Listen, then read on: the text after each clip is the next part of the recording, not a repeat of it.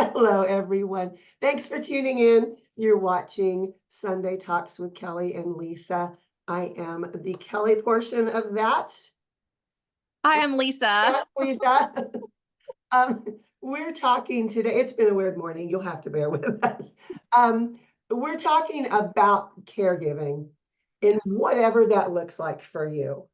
Um, After I announced this topic, I had several people contacting me saying, well, are you just talking about elder care? Or, because my whoever it was, kids got cancer and they're caregiving for this child. Well, that's caregiving, definitely caregiving. I've had a couple of people because I do animal rescue. A lot of the people I know also do animal rescue, and they're saying, "Well, what about caregiving for animals? Because that can be gut wrenching as well." So we're talking about caregiving, whatever it looks like for you. How's that? Yes. Perfect. Most of us know about caregiving for parents, grandparents when they get older, some extended family member. So let's start with that. Okay. Sounds good to me. One of the things, um, I'm sorry, I'm having a face issue today. Um, One of the things that I hear a lot about from clients is when it's a situation where you're not close to that person Mm, and you feel guilted into caregiving. And that just opens up a whole can of worms. And I really think those situations, we can touch on it. You never should feel guilted into doing anything. That's not the way this works. But I really think that's something better left to medical professionals to discuss that with. Because if you're in a situation where you're an only child, and it's a parent, then I think there is some responsibility that you have. But everyone's situation is different. And like I said, there are some really complicated situations that, aren't really within the scope of this conversation. So, where do you want to start? I know you are sort of caregiving I right. am. So Yes. why don't you start there? Well, so I just want to start with, first of all, it's a very heart-centered role to Yeah. take on the position of caregiving. My children are grown, and right before the last one was grown enough that I don't have to worry about him so much, my parents stepped into my life, and I now have both of them living with me because of situations from their past where Right. they didn't prepare themselves for the challenges that they might take on when they were older. It has lent to them living with me now, and we're making do as best we can. They are semi-independent. They can shower themselves if they decide that they can make meals. They can do some basic things, but I take on the role of making them eat, making them take showers, cooking, good dinners for them, Right. getting all of their doctor's appointments in order, making sure they're taking their medication. So it's something that I do, and I have definitely evolved in the last year and a half with my relationship to being their caregiver. At first, it still can get very overwhelming and very Right. challenging, but at first, it was definitely, it drained me a lot. So I think I'd like to talk about how to shift from the burden to the beauty of Yeah. what it is to be a caregiver for somebody and the experiences that I have gone through in the last year and a half with some backstory as to why they were both with me and the challenges that we faced. Yeah, absolutely. I think a lot of people, it's sort of a shock initially, even if you're prepared for it, even if you think you're prepared for it, you've made arrangements, it's still a shock to have these people that you look at as taking care of you, that now you need to take care of them. So how did you deal with that? How are you dealing with that? Because I know that's something a lot of people are dealing with. It's a lot. I Yeah, had my mom first. So my mom was in a position where she would go back and forth between my sister and I about every 6 months. I moved to Dallas in 2019. In 2020, my mom, who was 83 at the time, drove from South Carolina to Texas. Now, this was 2020 and never left. And I'm not saying that in a bad way. Like, I'm so glad that she's here. I'm very close to my mom, but uh, the pan, can I say it out loud? The pandemic happened, the world shut down. My sister ended up in a program where she wasn't able to take on as much responsibility. And so my mom had gone back to visit my sister every couple months, or for a month here or there, but really ultimately this is her residence, and she right, hasn't been back with my sister in a while. In 2023, in November of 2023, my dad moved in with me. So my dad was staying with my sister for a while because he had some serious health things that were happening, and his roommate had passed away. So my sister, he was living with her, and then he ended up coming to visit in 2023. And it was just something that was easier for me to take care of him because of the demands that my sister has with her current right. career.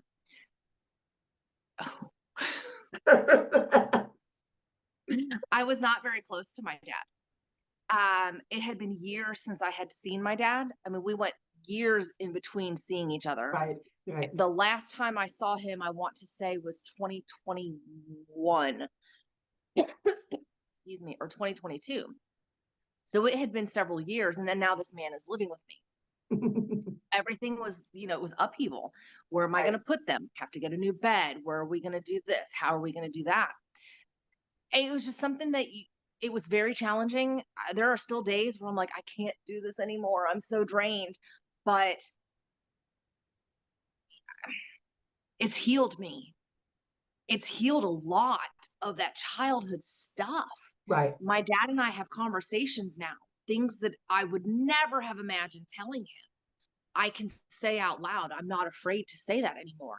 right, We talk about things that he brought from his childhood because his dad brought it from his childhood, right. and his dad's dad brought it from his childhood. So we can talk about that stuff. And my dad and I actually have a much closer bond now because, yes, there are days where I'm ready to throw the baby out with the bathwater. It's a lot.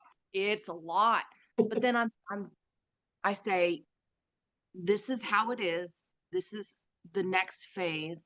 My experiences can help others if I Yeah, talk about it, if I let them know that they're not alone, if I help them process some of the things that they're processing in a healing way and just by changing your perspective. yeah. So that really for me has been the most cathartic aspect of taking care of both of my parents.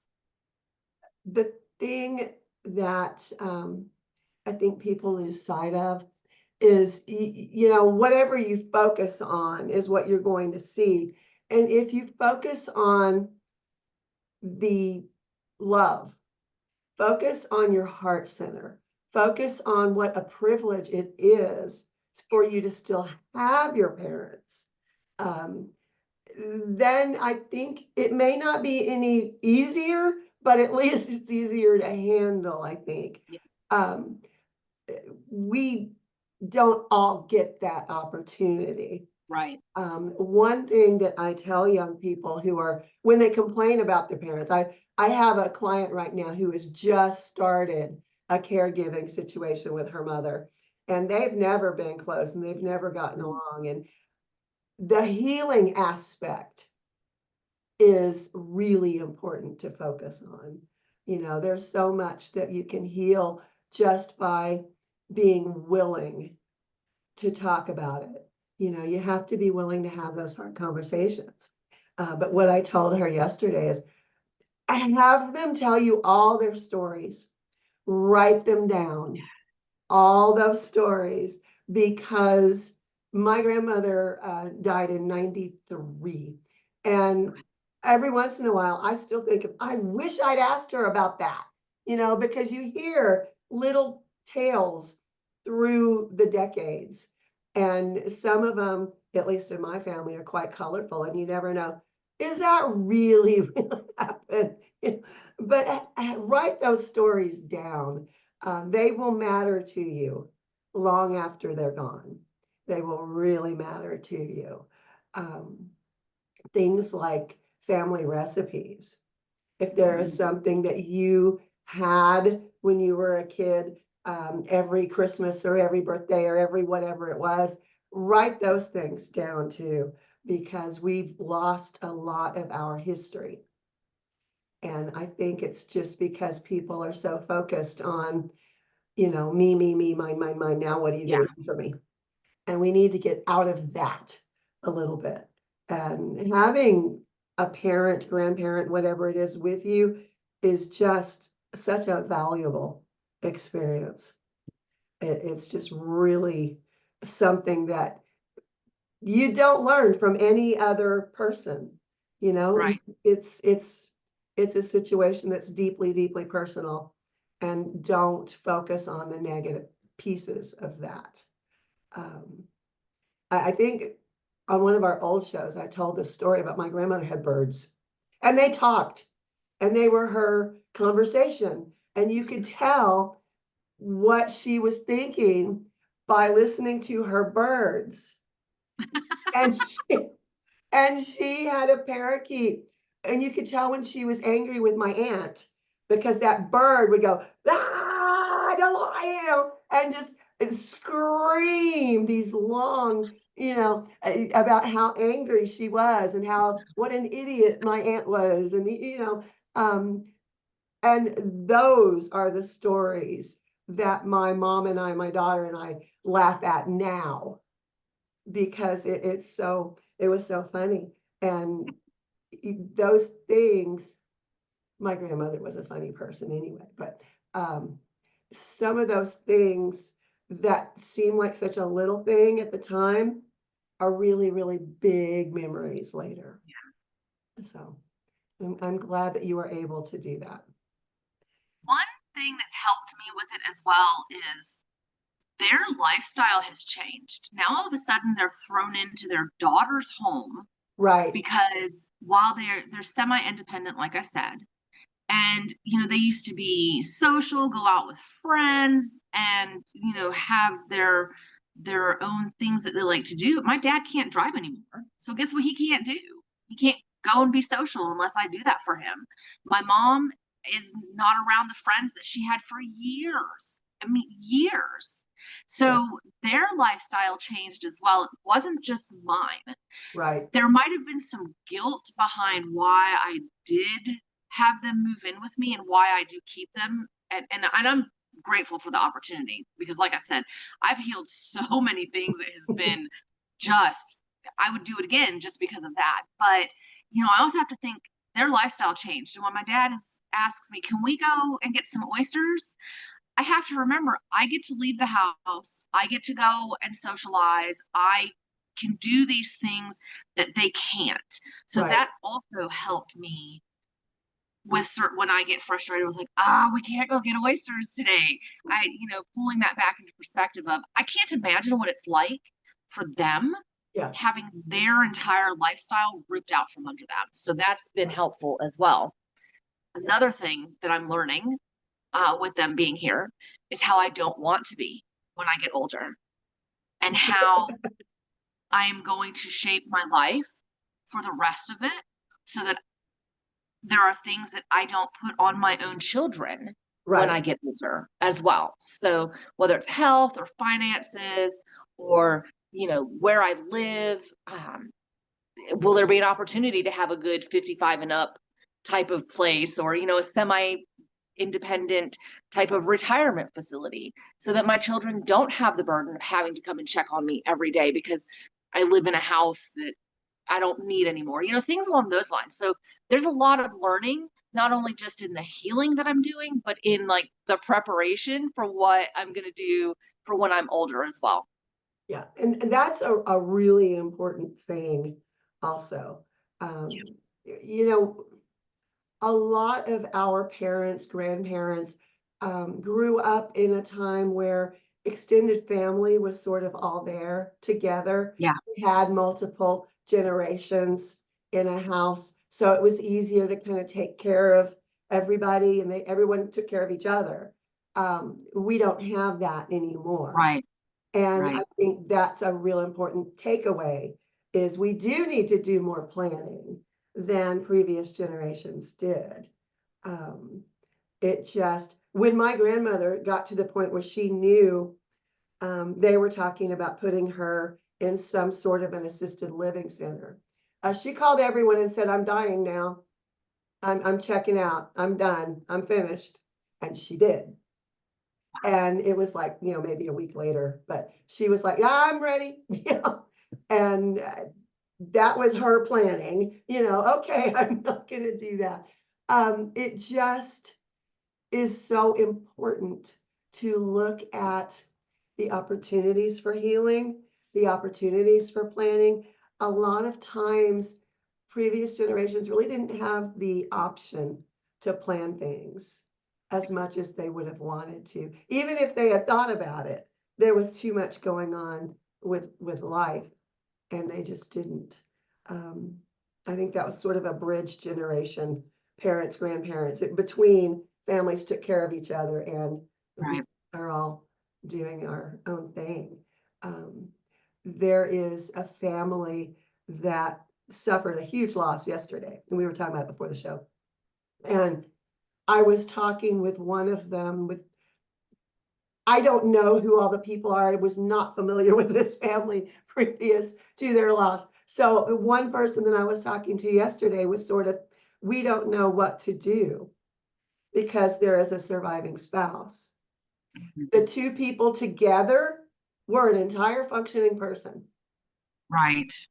but individually, she's not going to be able to continue, you know, with by herself way out here in the middle of the hinterland. Um, so that's kind of a thing that this family is now saying, who's going to take grandma, and they're pretty, they seem to be pretty dedicated to somebody is going, she's going with a family member.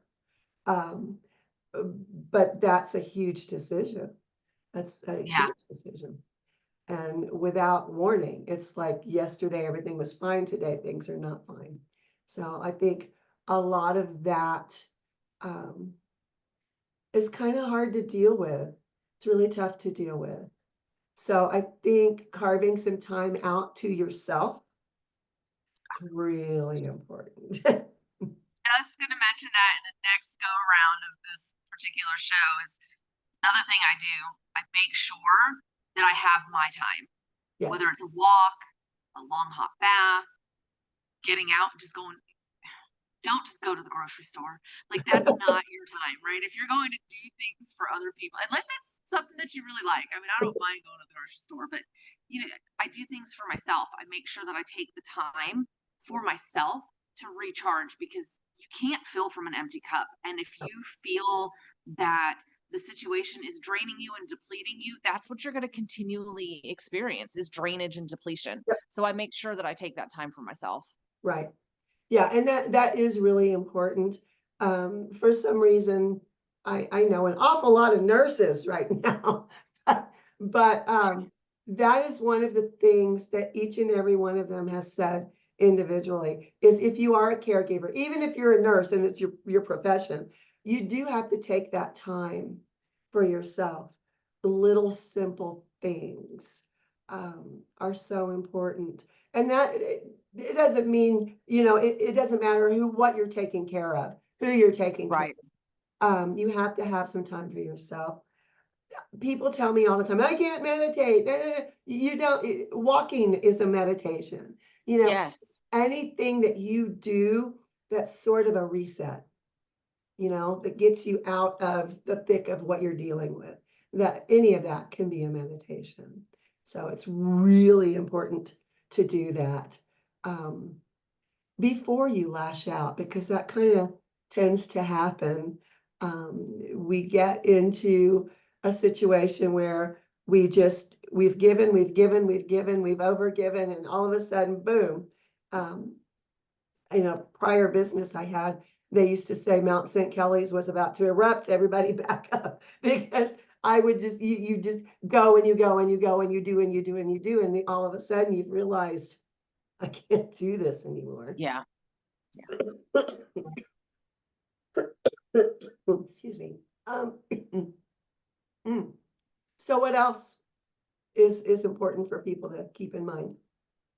One thing that I have noticed with myself too is I talk about the things that, okay, there was a time where it was screamed, but the clearing of things that I had been carrying about the way that my parents were when I was younger, Mhm. or, the fact that they didn't prepare themselves for this stage in life. Because who really plans on being semi-independent where you have to have somebody else take care of you? Like, nobody really plans on that. So for me, there's been conversations with my dad. I got frustrated, and it came out in an argument where we were talking about something, and he told me I would never speak to my father the way that you're speaking to me Uh, right now. yeah, And I said, that's because you were afraid of him. yeah, You were afraid of your grandfather and your father, and you were afraid to speak your mind and do what you really wanted to do, with yourself. And the look on my dad's face was realization, and like, you know what? You're right. yeah, So there's been a lot of clearing of that kind of stuff. Don't be afraid to have conversations or ask questions about some things that you considered questionable from what you remember from your childhood, because there's one truth, but everybody has different perspectives right. on getting to that truth. So that's something that, if you think you can, I would definitely recommend having those conversations, trying to clear some of that stuff. You need to make sure that you're not attacking though when you're doing this. And I think sometimes out of pain, people tend to, not put things as tactfully as they could.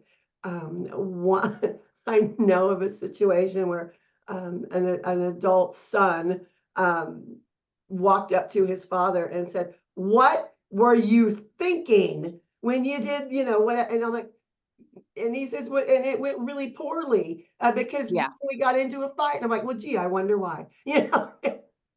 You have to you be a little bit more tactful. Don't go on the offensive. There's a right way and a wrong way, and you know the person you're talking to, and you know exactly what buttons you can push. And Yeah. honestly, I think this man pushed those buttons deliberately. I think that was a definite deliberate act. But you can't blame someone for, lashing back out if you've already Right. on the offense. They're going to defend themselves. But Well, and like you said, it sounded like he was coming from a place of pain. mhm, So that tends to, bring about more pain. right. And I've had conversations, but then I've also had moments of frustration where it was just not pretty. And he and I were screaming at each other. But I think it was the first time in my life I've ever screamed back. Right. And I'm proud of it. But there was definitely a lot shifted because I wasn't afraid to tell him how it was, and that was definitely very healing for me. But try to be a little bit more mature about it than Yeah. I was. I don't recommend screaming to somebody, but also Yeah. remember, they're they knew what they knew then.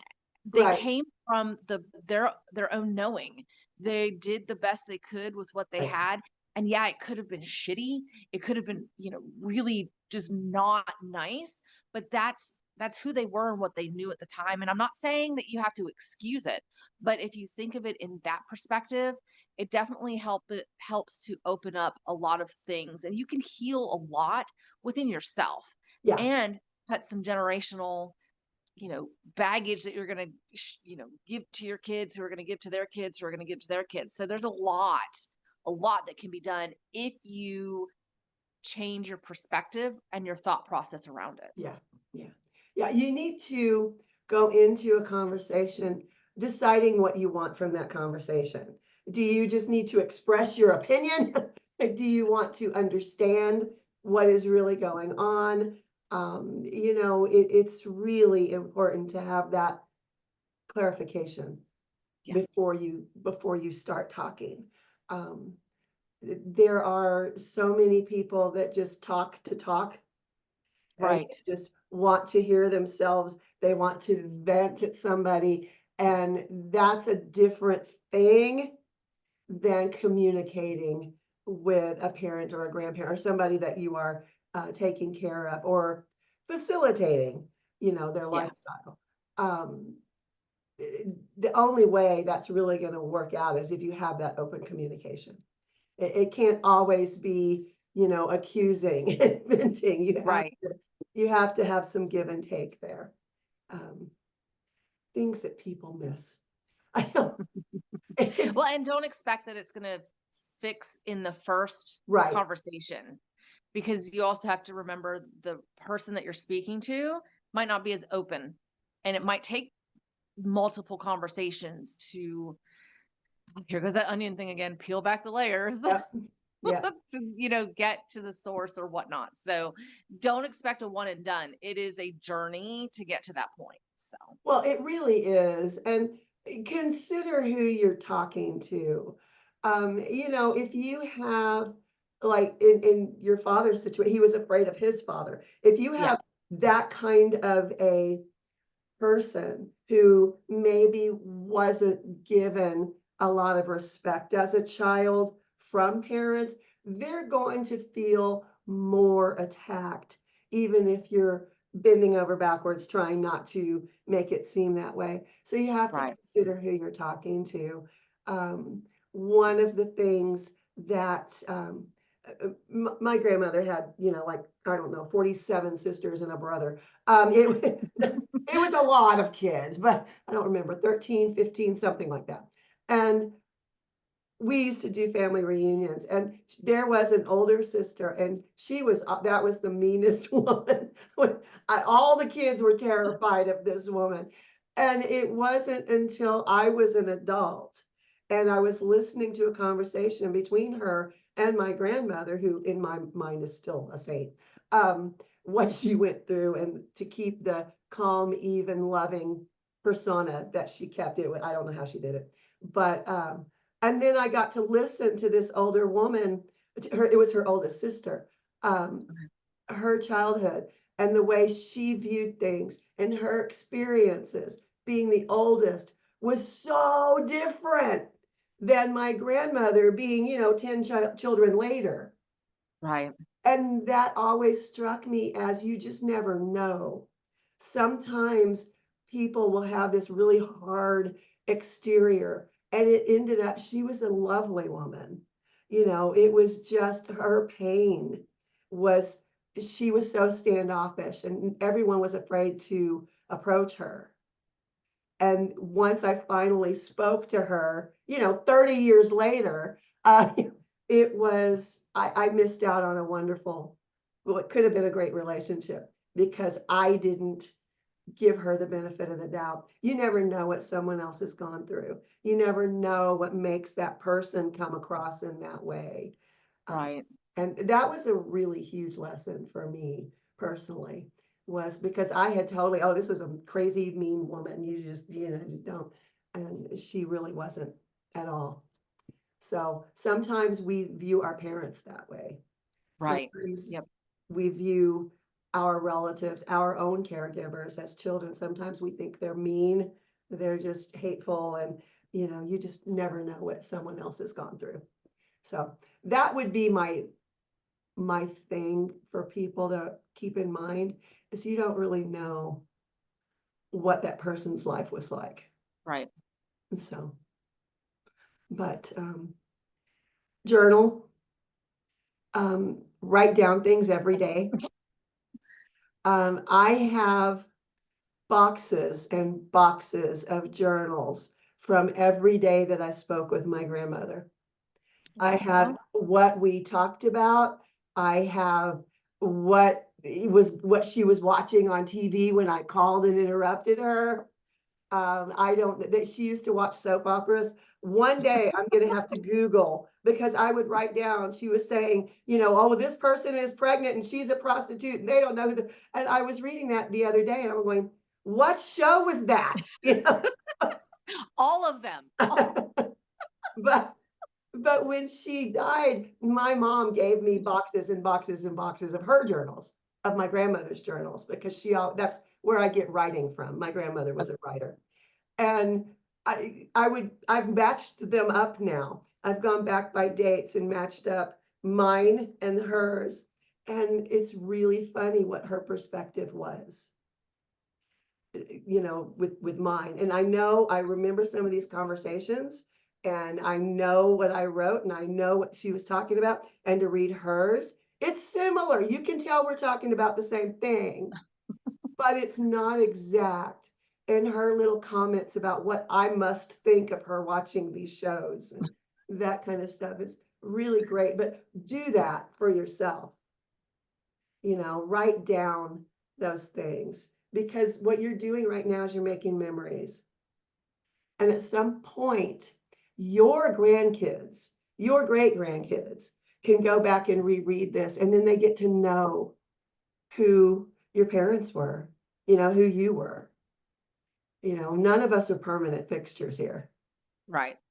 And if you keep those notes and keep those journal entries, whatever, however you want to write it down, it'll matter to somebody one day. It really will matter.